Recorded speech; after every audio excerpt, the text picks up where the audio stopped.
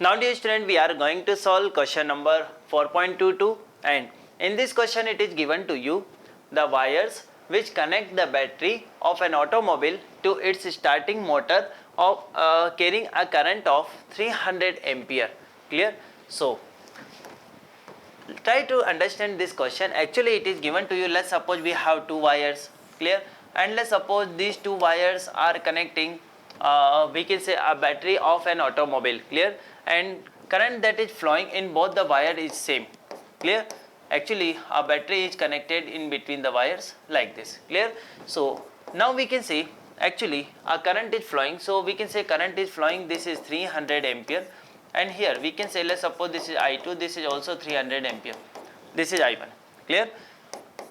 Now in this question it is given we have to calculate force per unit length between wire when they are 70 centimeter long. It means length is given to you 70 centimeter, as well as distance between these two wire is given 1.5 centimeter.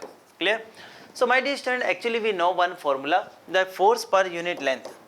Force per unit length, this is given by mu naught I1 I2 divided by 2 pi d. Clear? So from here we can calculate force per unit length. This is given by value of mu naught. Value of mu naught we have 4 pi into 10 to the power minus 7 and multiply, I can say I1 I2. So value of I1 is given 300 into, I can say this is also 300, and divided by, I can say 2 pi d. So we can say 2 pi, and distance is given to you 1.5 into 10 to the power minus 2. Clear? So from here we can say this one and this one cancelled out. Clear? We can also write this 1.5, this is equal to 3 by 2. Clear? So I can say this is 3 by 2. From here we can say this 2 is actually we can say this 2 will move in a numerator. So 2 into 10 to the power minus 7.